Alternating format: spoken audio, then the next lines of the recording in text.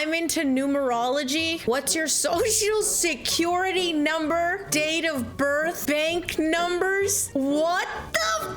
There's just no way. All right, here we go.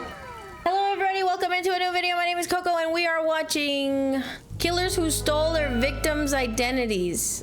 On the night of July 1st, 1997, a severe fire broke out at a small white bungalow on 50th Avenue in East Oakland, California. It looked like a deliberate attack meant to end a life, but within days, that fire would become a national story that fooled not only the police and the media, but even the White House. By the time firefighters arrived, the house was fully engulfed in flames. Moments after, a badly burned woman came out of the house and made her way to a neighbor's door. That neighbor, Monica Joy Boyd, knew the two sisters who lived there, Stevie Allman and Sarah Mitchell. They looked alike enough that people sometimes mistook them for twins, but the burns on the woman in front of Monica were so severe that she couldn't tell which sister she was looking at. The woman told responders someone had thrown something flammable through her window. She identified herself to paramedics as 52-year-old Stevie Allman. According to her, drug dealers had surrounded the house and thrown Molotov cocktails through the window in retaliation for years of her reporting drug activity and giving police video of deals outside the home. What? Stevie was known as a responsible and dependable person. She'd lived in that house for years, and according to family, she'd been the one stable presence in her younger sister Sarah's life, letting her stay for free, covering for her when things fell apart. But that summer, Stevie had reached her limit and told Sarah it was time to move out. I'm not gonna lie to you. My dad had a job in where he has access to these videos. Gangs do love to throw Molotovs. That's the most believable part of this, is that a gang was upset with her and threw a molly. I've seen a video of them throwing a molly on a stripper, in a barber shop. They do love throwing Molotovs. The ambulance pulled away. Neighbors gathered outside the burning house and started asking about her sister Sarah. She told them Sarah had moved out of state weeks earlier, but before she could answer any more questions, she was rushed to the Alta Bates Medical Center in Berkeley. Within days, reporters came to the hospital to interview her and ask her about the attack. Stevie issued a public statement from her hospital bed, urging neighbors to keep up the fight against drugs. About a week later, she wrote a 3-page handwritten letter that was released to the press. It is difficult to imagine people could be this cruel. I have no doubt they intended to murder me and burn my house down on top of me. The story of a 52-year-old woman standing up to drug dealers spread quickly and became much bigger than a neighborhood fire. Well-wishers across the country sent her cards and letters, as well as donations totaling more than $4,700. Local contractors offered to rebuild the home, and California Governor Pete Wilson announced a $50,000 reward to help police find whoever was behind the attack. Even the White House called the hospital to pay their regards. By that point, Stevie had become a symbol of ordinary people standing up to violence in their own neighborhoods. But this narrative fell apart within just 2 weeks when the truth broke out from Stevie's own family. They got Another scammed. sister to Stevie and Sarah had seen the news coverage from the hospital. Even through the burns, something about the woman's behavior on screen didn't sit right. She filed a missing persons report for Stevie Allman, which was a strange thing to do for someone who is supposedly the one lying on the hospital bed. So when police asked this sister about her suspicions, she said Stevie was a quiet and private person. Stevie would never have filmed drug dealers. She wouldn't have even acknowledged them. She would have looked the other way. She wouldn't do anything. Now, this might sound like a strange reason to question someone's identity, but she wasn't identifying her sister from a scar or a facial feature. She was identifying her from her personality, something only a sibling who grew up with her would know. Investigators who were already chasing suspects behind the firebombing now had to consider whether the woman recovering in the hospital was actually who she claimed to be. When police brought her in, Stevie denied everything. However, after going through her belongings, investigators found 2 IDs inside her wallet, one for Sarah Mitchell and one for Stevie Allman. So they took her fingerprints, and the results came back to a match to a previous arrest made 26 years earlier in 1971. The woman in the hospital was Sarah Mitchell, which raised a disturbing question. If Sarah was pretending to be her sister, where was the real Stevie?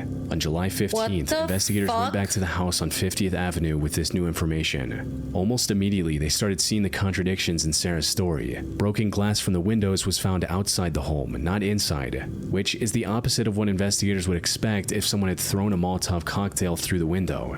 When investigators looked again at the burns on Sarah, the pattern didn't match someone fleeing a firebombing. It matched splash burns, which a person normally gets when they start a fire and catch the initial flare. Now, there were multiple other pieces of evidence, but the most disturbing one was found in a 4-foot-long deep freezer near where the blaze had started. No! The outside had been charred by the fire, but the insulation meant to keep the food frozen had also protected what was inside. When investigators opened the freezer, they found the dismembered remains of Stevie Allman, sealed in with duct tape. Her skull had been crushed by a blunt object, and her body had been cut at the arms, legs, and waist. The bathroom where Sarah had dismembered her sister had blood on all 4 walls and the ceiling. Stevie had been in the kitchen the entire time, while her killer, her sister, accepted the whole nation's sympathy and donations using her name. The case did not go to trial until November 2000. On November 21, the jury convicted Sarah. I am actually so fucking shook right now. There's nothing I can even comment on. There's nothing I can even I'm actually like she killed her own sister and then pretended to be her because they look so much alike and then put her in a deep freezer, set the house on fire. That's stupid, by the way. She should have just fucking burned her body down. Like, they think she's dead anyway. Why would you still have the body? That's fucking dumb. That's like get away with murder 101. But like, she killed her own sister and then stole her identity. Why? Sarah Mitchell of first-degree murder. She was sentenced to life without parole. But why? Will we just not know why? What the fuck? Why? I don't understand. Did she have massive debt? Like, what? Would you guys live in the same house? You guys are 2 sisters. What would make you do that? Oh my god, maybe the sister had a better life? Oh my god. Now you have no life or sister. On April 4th, 2024, a passerby walking through Kersal Dale in the UK found parts of a human body wrapped in cling film inside an abandoned concrete bunker. Kersal Dale is a local nature reserve along the River Irwell. It's a stretch of beach, woodland, and wetland paths used mostly by dog walkers, runners, and bird watchers.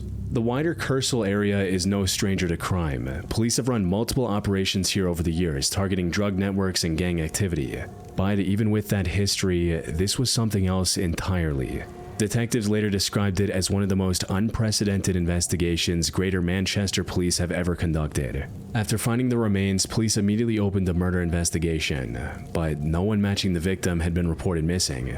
At the time, investigators didn't know the remains belonged to a 67-year-old Stuart Everett, a retired civil servant who lived at 195 Worsley Road in the UK. Stuart had lived there since 2013. It was a modest terraced house where he was the leaseholder, and over the years he sublet the other bedrooms to Polish migrants. Stuart had no kids of his own and had never married. The people closest to him were his brothers and sister in Derby, who called him Benny. Derby. Sadly, Stuart had suffered a stroke a few years back, which slowed his speech and left him walking with a stick. But it didn't stop him from helping out his community.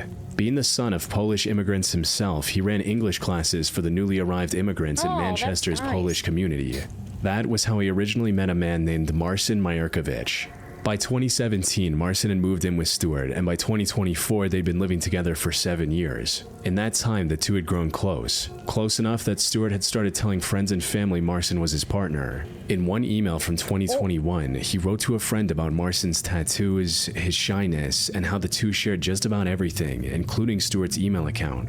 At the time, it probably read like a harmless thing between 2 people who shared a home, but years later, that access would become one of the most unsettling parts of the case. Marcin was 41 years old and had been living in the UK for nearly 20 years, but by November 2023, Is he gonna kill him and collect social security checks? his life started to fall apart financially. He was unemployed and had taken out roughly £60,000 in loans. He also owed another £13,000 on credit cards, which he hadn't made a payment on in months and couldn't cover his rent. By early 2024, the question was what he was willing to do about it. On the evening of March 27th, Stuart was sitting on a sofa bed in Marcin's bedroom. They were watching a football match like they did most evenings. But at some point that night, Marson struck Stuart on the top and back of his head at least 4 times with a heavy blunt instrument, most likely a hammer. The force was severe enough to cave in Stuart's skull. Pathological evidence later showed that Stuart survived just long enough to inhale blood into his lungs before he died. But the murder itself was the first step in a disturbing plan Marson had been building for weeks. At 8:11 a.m. the following morning, before moving Stuart's body, Marson sent a message to the third housemate telling him Stuart had gone to his brother's house for Easter. In reality, he had spent the previous night dismembering Stuart's body on the bedroom floor using a knife and a hacksaw he recently bought specifically for this purpose. He separated the body into at least 27 pieces, wrapped them in cling film and bin bags, and packed them into shopping bags small enough to carry on public transport. Before 10 a.m. that same morning, he left the house carrying the first of those bags. Over the following weeks, Marson made at least 11 separate journeys by foot and by bus, taking Stuart's remains and spreading them across the nearby area, including parks, woodlands, and nearby waterways. One of those journeys led him to Cursor Vale Nature Reserve, the place where the passerby had originally found Stuart's lower torso and legs. So, by this point, the police had part of the victim's body, but no missing person in Derby matched the description. Unfortunately, this wasn't by accident. Disposing Stuart's body was the second part of his depraved plan. The third and final part was to steal his identity. How? Marson used Stuart's phone and sent a message to his family in Derby telling them he'd fallen ill and couldn't speak on the phone anymore. So, as far as his family knew, Stuart was still alive and well and had been messaging them all week. Keeping the lie alive meant he could control Stuart's money without raising suspicion. He hired a mover to clear out Stuart's belongings and rented a dumpster to dispose of anything that was left. When the family started noticing things disappearing, he told them Stuart was moving out. At one point, he even filmed inside another property and sent them the footage as if Stuart were showing them his new place. With nobody questioning, he filmed inside somebody else's fucking house and said, "This is my new house? Aren't you sick and you can't talk?" why Stuart had suddenly gone silent, Marson started stealing everything Stuart owned. Using Stuart's login details, he changed the passwords to his bank accounts, accessed his government gateway and pension details, and even started applying for a loan in his name. But as much as he wanted to avoid a direct confrontation speaking as Stuart, he couldn't avoid it forever. When Stuart's phone company needed to deal directly with the account holder, Marson picked up the phone and answered in a slow and slurred voice, mimicking the stroke Stuart had suffered years earlier. Even on his brother's birthday, Marson sent a handwritten birthday card. By then, Stuart had been dead for 2 weeks. Oh my fucking god. Check in on your family, bro. You can't talk on the phone. I'm coming the fuck over. The Greater Manchester Police's specialized CCTV unit had started reviewing thousands of hours of footage from the surrounding area. Eventually, they identified a figure they started calling the Heavy Bag Man, who stood out because of the way he moved. On CCTV, he could be seen leaving the house with heavy bags and visibly struggling with the weight, and later returning empty-handed. The AI. The CCTV of the surveillance state of the UK was like, this man have heavy bag and every day he walk with bag and he come home with no bag. Which I do believe is suspect. Investigators traced his bus journeys and slowly narrowed his home area down to Winton. They started spending time in the area looking for more CCTV footage. On April 25, 2 of them were driving an unmarked car when one of the investigators glanced at a man in a dark beanie and recognized him. They followed him to the bus stop and called for backup. Before the bus drove away, a uniformed officer stepped in and pulled Marson out in handcuffs. Being signed, you're detained for the purpose of a search while we ascertain your identity, okay? Or if you could pass me your mobile number for it. Just want to stand up first. Dude, they're so fucking British, dude. They're so fucking British. I don't even know what he said without the subtitles. He said, dude! He said, before, I don't even know what the fuck. I had to read the captions. Let me try again. Can you double check, please? Got to check his pocket. It's definitely a mistake. 100%. I know, I appreciate that. All we've had is information passed to us from officers investigating a serious matter as to whether you may be something involved. happened and Okay, so from what we know right now, somebody found body parts. Who knows how the fuck they identified him, because it was his torso and he cut this old man up into 27 parts. Okay, and then their AI was like, yo, this guy is kind of suspect. Like, if anyone was gonna dump tiny body parts everywhere, this man, heavy bag man, he didn't have his heavy bag license. He is suspect. They flagged him, so when they saw him, they searched him. And the fact, let me tell you why I think this is not okay. You can never hold a computer responsible. So a computer should not have this kind of power. If all they need is for the computers to flag him as suspicious to be able to search him, that's fucking crazy. Because then when they're wrong, you like what? That you can't hold the computer responsible. You can't do that. That's fucking insane. Always have a heavy bag license. Exactly. What are we doing letting the AI have this much power when, like, that's all they needed? They just needed him to be marked suspicious in order for them to search him? I know, not today, but it has happened recently, okay? In his possession at that moment were Stuart Everett's phone and bank cards. Investigators later found out that Marcin was planning to permanently leave the country that day and had been searching for properties in Spain weeks earlier. Marcin was charged with murder. His trial began at Manchester Crown Court nearly a year later in March 2025. Marcin never testified at trial. When the verdict was read, he showed no emotion and never apologized to Stuart's family.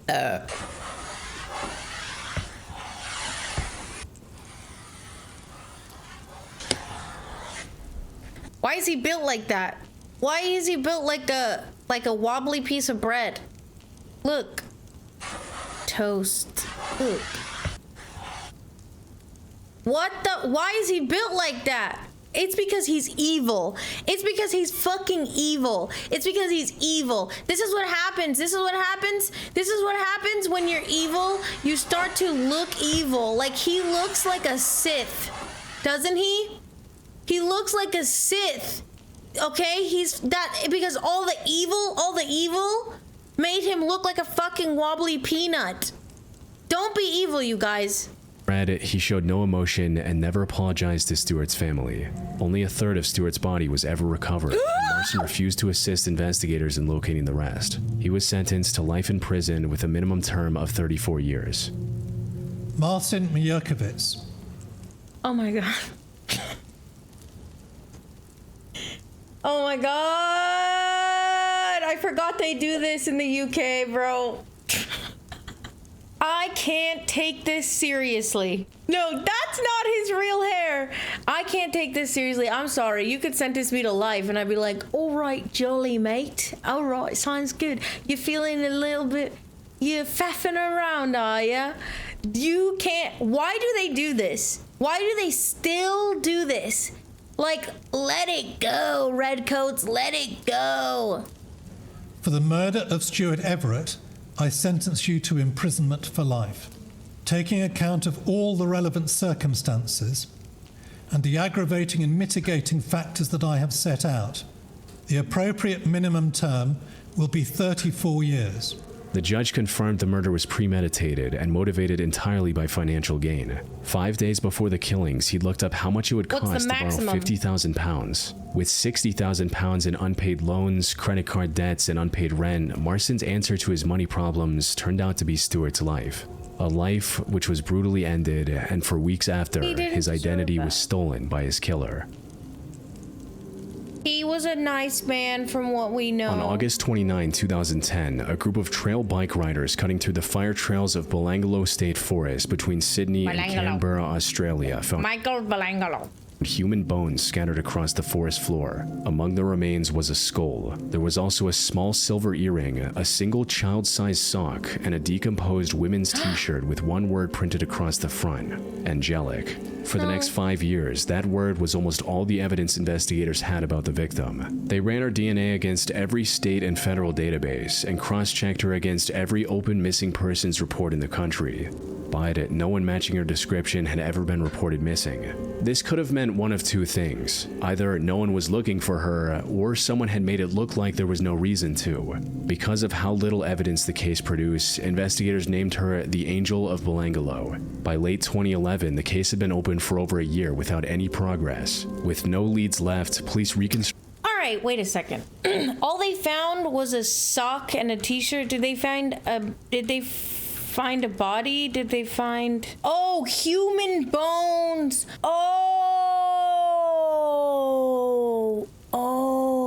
How could somebody make it look like you weren't supposed to... Like, they said either no one was looking for her or there was no reason to look for her. How could you find human bones in a child's sock and not think that I don't understand that. What the fuck do you mean by that? Late 2011, the case had been open for over a year without any progress. With no leads left, police reconstructed the woman's face from her skull and recovered hair, hoping someone in the public might recognize her. The result was a haunting image. When the sketch was released, 35 tips came in from people who thought they recognized her. Sadly, every single one of them fell apart on follow-ups. By 2015, 5 years had passed, and the Angel of Belanglo was still unidentified. The only people trying to figure out her identity were the police, which raised a disturbing question. Why hadn't the family of the victim reported her missing? Or did they think she was still alive? Her real name was found out to be Carly Pierce Stevenson, a 22-year-old mother from Alice Springs in Australia's Northern Territory. She had given birth to a baby girl, Candelise, in 2006 when she was only 17. By late 2008, Carly had been seeing a 34-year-old man named Daniel Hold'em for around 2 months and wanted a fresh start. So, in early November, she packed her car and left Alice Springs with him and Candelise. To Carly's family, the decision came out of nowhere. Her aunt Sharon would later tell 60 Minutes Australia that the announcement was, quote, a bit of a shock. Their plan was to head south down the Stuart Highway and find work in Adelaide. By mid-November 2008, Carly's life started falling apart. She called Tanya Weber her mother's best friend and the closest thing she had to a second mother. She was crying and saying she'd made a mistake leaving with Daniel and wanted to come home. For a week and a half after she left, she rang me up. She was crying. She just said to me that she thought she f***ed up. She wanted to come home by the sounds of things. And I said, well, I can book a flight, I can pay for a flight, do you have money? No, it's okay. And by the end of the conversation, she was sort of back to her giggly, laughing self. So I didn't think too much more of it. Well, she thought she was Sadly, leaving. this was the last time anyone who ever loved Carly would hear her voice. A few weeks later, in the early hours of December 15, Daniel drove Carly into Belanglo State Forest. What happened there was reconstructed later from physical evidence, photographs recovered from an SD card Daniel kept for years, and witness testimonies. Carly was violated before Daniel dropped his full body weight onto her chest and throat, crushing her hyoid bone with enough force to break her neck. After ending her life, he photographed her body in multiple positions, some of which closely matched the arrangement of her remains as investigators found. Oh my god, that's later. fucking He horrific. left her on the forest floor, partially hidden behind a fallen log, still wearing the angelic t-shirt. Over the next few days, he started erasing what was left of her. He scrubbed out her car and traded it in for an older model. All the while, Candelise was still living with him. On December 19, he took her to a nearby motel and checked in under a fake name. According to his ex-girlfriend, this is where Daniel would allegedly shove dishcloth into her mouth, suffocating her. Afterward, he wrapped her body in a motel towel, placed her inside a suitcase, and drove west into South Australia, where he abandoned it along the highway. The suitcase would remain there, undiscovered, for nearly 7 years. Over the next 2.5 years, Daniel used Carly's phone to send text messages to her family and friends, pretending to be her. The messages said she was living in a different city, that she was fine, and didn't want to be contacted. When Carly's mother, Colleen, grew worried and reached out, the response text she got asked for money. Colleen wired funds multiple times, believing she was helping her daughter. Daniel and his then-girlfriend kept withdrawing money from Carly's bank account across multiple Australian cities, which amounted to almost $100,000 in total. By September 2009, Colleen hadn't seen Carly or Candelise in almost a year, and her calls were going unanswered. Conversation through text had also become inconsistent. So, on September 4, Colleen went to the police and filed a missing person report. But when police checked Carly's bank account and phone records, both showed recent activity. As far as the system was concerned, Carly Pierce Stevenson was alive, and the report was closed by September. I don't give a fuck. Missing report closed. I don't give a fuck if my phantom, if me in the afterlife is withdrawing money from my bank account. If you can't speak to me, see me, hear me, touch me, and all you have is my digital presence, like just suddenly I'm a mute tuber. You call the fucking police, bro. You call the police. Call the police because, well, actually, don't even bother because they'll just close the fucking missing persons report. You go out there and you find me. 10th. Eventually, Colleen withdrew the report a month later in October. Now, some could argue that the police were insincere and lazy with their investigation, but the truth is, they were looking at the exact same things anyone else would have trusted: her phone, her bank account, and recent activity under her name. The problem was that none of it actually belonged to Carly anymore, so neither her or Candelise were officially missing in online records. On July 14, 2015, a passing motorist on the highway stopped to see an abandoned suitcase on the roadside. Inside were the skeletal remains of a young child wrapped in a blood-stained towel with dishcloths stuffed in her mouth and duct tape around her skull. Police immediately distributed the images of the child's clothing across the country and publicly appealed for anyone with a lead to come forward. After more than 1,200 Crime Stoppers calls, Tanya Weber contacted police. The same Tanya who had offered Carly plane tickets years earlier. She recognized some of the clothing, which looked similar to what Carly used to dress Candelise with. Later, DNA testing confirmed the child in the suitcase was Candelise. A familial DNA comparison then connected her to the unidentified remains in Belanglo. The infamous Angel of Belanglo was her mother. By the time police came for Daniel Hold'em, he was already in prison, serving time for the assault of another underage victim. He was eventually convicted of both murders and sentenced to 2 life terms without parole. Good. You should actually just burn him at the stake. We should bring the witch trials back for men. In mid-July 1990, 34-year-old... We should bring back the witch trials, but for all these PD files. You know what I'm saying? Yo, what's up, unpasteurized milk drinker? Welcome in. Why are you flexing on me? I'm lactose intolerant. You can drink milk and you don't get a tummy ache. That's 1 strike against you. Beverly McGowan placed a small ad in the paper looking for a roommate to help cover the mortgage on her condo in Pompano Beach, Florida. After a few days, a woman with a polished British accent showed up at her door. But what Beverly didn't know was that the woman wasn't actually looking for a place to live. Beverly was a loan processor at Glendale Federal Bank. She was a simple woman who didn't put much of herself on display. She did have a small rose tattoo on the back of her right ankle, but most of the time it stayed hidden under the hem of her jeans. A few years earlier, Beverly had lost 2 boyfriends in separate car accidents. She'd been mostly on her own ever since. So when the woman knocked at her door, Beverly was alone. The woman introduced herself as Alice. Alice explained she was a junior executive at IBM and needed a temporary place to live while her work was relocating her. She was friendly, attentive, and easy to talk to, and within weeks she had moved in. That night, Alice mentioned she was studying numerology, an ancient belief that a person's birth date and name can reveal their personality and life path, and she offered to do a free reading. But Alice asked for everything, from her social security number, passport information, driver's license.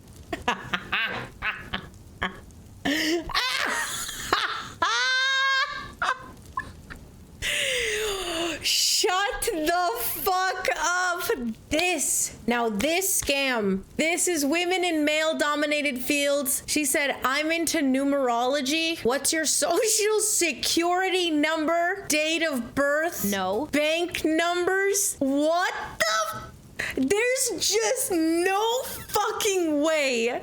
License information, and bank details. Now, none of this is information most people would hand to a stranger, but after spending a week with her, Alice didn't feel like a stranger, so Beverly wrote it all down and didn't think much of it. The next morning, July 18th, a woman called Beverly's work claiming to be her. She didn't ask for Beverly's supervisor, who would have recognized her voice instantly. Instead, she asked for the head of security and said she was sick and hung up. On July 18th, an individual calling herself Beverly McGowan calls in sick to work, and unfortunately, nobody ever sees Beverly McGowan again. 18 minutes later, 2 long-distance calls went out from Beverly's phone, booking a hotel near Heathrow Airport and a rental car in her name. Over the next 2 days, Beverly's credit card moved across Miami, building a paper trail of someone preparing to leave the country. The transactions included clothing stores, an ATM withdrawal, and a pair of shoes. Then, on July 20, it appeared at a travel agency where someone booked a one-way flight to London for July 22. Around that same period, multiple handwritten letters were dropped in a Miami postbox addressed to Beverly's brother Steve, her sister Jane, and a close friend. Each one said that she had decided to sell her condo and leave town to start a new chapter of her life. Beverly's brother Steve had actually opened his letter a day earlier on July 19 and immediately felt that something was wrong. Beverly had just bought that condo and started rebuilding her life. When I saw the letter, I was very disturbed by it. For her to leave didn't make any sense because she was giving up everything that she'd worked so hard for. And then once I was reading the letter and I get down the bottom and I see that goodbye, I said she was trying to tell me something at that point. I can show you 100 letters from her to different people. There's not one of them say any more than Bev. I think that there was somebody there with her when she was writing my letter.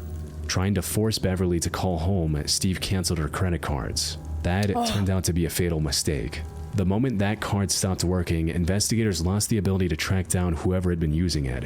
That same evening, nearly 100 miles north in St. Lucie County, a fisherman found a female body in an unspeakably gruesome state. The head had been removed, and both hands had been cut off. She's the trying to skin keep her over the identity. upper left abdomen had been carved away, erasing what used to be a tattoo. It was clear whoever had done this didn't want to leave behind anything investigators could use to identify the victim. Yeah. But they missed one small detail. The small yellow rose on her right ankle was still there. The police used it to identify the victim. It was Beverly McGowan, That's which so meant sad. the person who had booked British Airways Flight 292 was almost certainly her killer. When Did she get extradited? I'm curious. She went to the UK because she couldn't live in the great country of America anymore. She wouldn't be free in the land of the free, so she had to go to the UK. Investigators pulled the passenger list, they expected to see Beverly's name on it, or possibly Alice's, the mysterious roommate who had vanished alongside her. But neither name was on there. The list just had a row of unfamiliar passenger names on a flight to London. One of them was a British woman named Sylvia Ann Hodgkinson. Less than a year later, in May 1991, a patrol officer in Miami Beach noticed a woman asleep at the wheel of a parked rental car. The car was overdue and the plate had been switched. When officers searched her, they found 3 separate IDs. The first of which being a British passport for Sylvia Hodgkinson. Then there was also a Florida driver's license belonging to a real woman in Orlando named Charlotte Ray Cohen, and a third license under the name Elaine Parent. For the purpose of clarity, I'll call her Elaine for the rest of this video. Elaine was caught in possession of multiple stolen IDs, so the police... She was caught asleep at her wheel? Are we fucking kidding? That's how she got caught? She fell asleep in her car. took her fingerprints and held her overnight in jail, but she was released without charges. Meanwhile, 5 more years passed without a single break in the Beverly case. But all of that changed in December 1996. An investigator who had been following the case from the beginning was going through old evidence for anything the team might have missed. Looking again at the British Airways Flight 292 passenger list, she ran each of the 248 names against the U.S. Department of State's database. One name triggered an alert. That being the name Sylvia Ann Hodgkinson. When they opened the Hodgkinson file, they found that it was part of a string of aliases belonging to a single identity theft. The State Department's records also showed something else. The Hodgkinson alias was linked to 2 other names, Charlotte Ray Cohen and Elaine Parent. Oh, right. The same names that were on the 2 other IDs recovered from the killer's wallet at the Miami Beach arrest. One of them, Charlotte Ray Cohen, belonged to a real woman in Orlando. When investigators reached her, Charlotte told them she'd never been to Miami in her life. What she did remember was a night in Orlando in the late 1980s at a bar, where she'd met a charismatic British woman who had asked her for personal numbers for a numerology reading. Oh! It was now confirmed that the woman with the 3 IDs was Beverly's murderer. Elaine had approached all of her victims in the same way, just with shifting accents and different names. And by 1998, she knew the police were looking for her. Later that year, a postcard arrived at the St. Lucie County Sheriff's Department, mailed from London. On the front was a photograph of an oil painting, a woman climbing out of a swimming pool, signed Piper. On the back, a typed message read, "Your chameleon, best wishes." She would stay ahead of the police for 4 more years until April 6, 2002, when a rerun of America's Most Wanted aired in Panama City, Florida. After the episode aired, tips came in from Panama City residents who said a woman resembling the chameleon killer was living nearby. When officers got to the address, a woman in night clothes opened the door. She spoke in a flat American accent and handed over her military-dependent ID. But when the officers examined it closely, they noticed the rank on the ID used British military terminology that doesn't exist in the US service. It was immediately clear she was using a fake ID. Before they could take her to the station for questioning, Elaine asked to change out of her night clothes. She closed the door. Where was she getting all these fucking IDs? Where was she? Koko, I want to check if your credit card has angel numbers. Can you give me the 3 numbers on the back? Yeah, it's 516. She did it for 40 years, living off of other people, just being a scammer. How did she make all these IDs? Did she make them? Walked back to her bedroom and shot herself through the heart with a revolver. Afterwards, when officers searched the room, they found men's clothing, a gray wig, a stage makeup kit, and a fake passport. But nothing that confirmed. She had to be a spy, right? Okay, hear me out. She is part of the espionage, and she wanted out, and she knew that she could never go by any of the names she had in the past, so she had to steal people's identities from the very beginning. And then when they finally got her, she was so scared that they're gonna extradite and kill her because she's MIA, missing in action on a spy trip. She shot herself through the heart. What do we think? Her wig, a stage makeup kit, and a fake passport. But nothing that confirmed her real identity. Whatever name she had been born with, she took it to the grave with her. See what I'm saying? Do you see what I'm saying? Do you see